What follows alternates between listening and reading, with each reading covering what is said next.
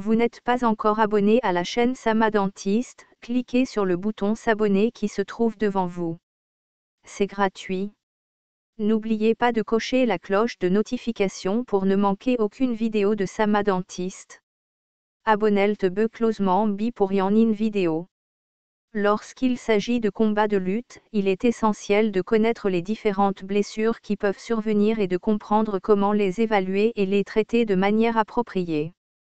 Voici quelques points clés à prendre en compte lorsqu'il s'agit de blessures dans ce contexte.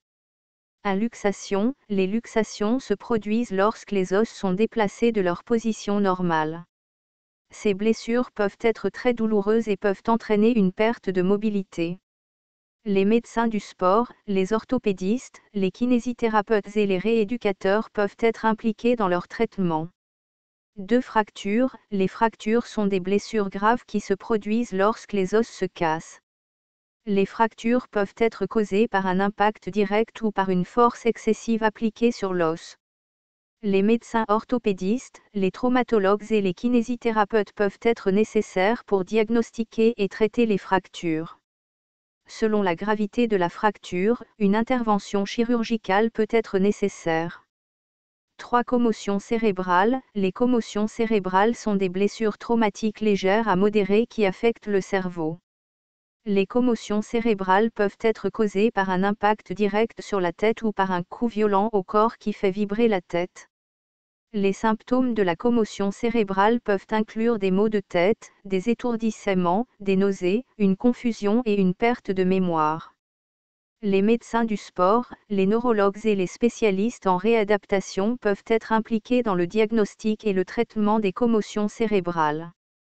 4. Blessures cutanées. Les blessures cutanées telles que les coupures, les écorchures et les contusions peuvent survenir lors des combats de lutte. Ces blessures peuvent être mineures ou graves en fonction de la nature de l'impact. Les médecins, les infirmières et les spécialistes en soins de plaies peuvent être nécessaires pour nettoyer, suturer et administrer des soins appropriés aux blessures cutanées. 5. Blessures musculaires. Les blessures musculaires telles que les déchirures musculaires et les claquages peuvent se produire lors de mouvements brusques ou de contractions musculaires intenses. Ces blessures peuvent être très douloureuses et peuvent entraîner une perte de mobilité. Les kinésithérapeutes, les médecins du sport et les spécialistes en réadaptation peuvent être impliqués dans leur traitement. 6. Blessures articulaires. Les blessures articulaires, telles que les entorses, les déchirures du cartilage et les lésions méniscales, peuvent survenir lors de mouvements brusques ou de torsion des articulations. Ces blessures peuvent être très douloureuses et peuvent entraîner une perte de mobilité. Les médecins du sport, les orthopédistes, les kinésithérapeutes et les rééducateurs peuvent être nécessaires pour évaluer et traiter ces blessures. 7. Blessures oculaires. Les blessures oculaires, telles que les contusions, les écorchures ou les saignements, peuvent se produire lors de contacts directs ou d'impact. Ces blessures peuvent être très graves et peuvent entraîner une perte de vision permanente. Les ophtalmologistes et les médecins spécialisés en traumatologie oculaire peuvent être nécessaires pour évaluer et traiter ces blessures. En résumé, les combats de lutte peuvent causer une variété de blessures, allant des blessures mineures aux blessures graves.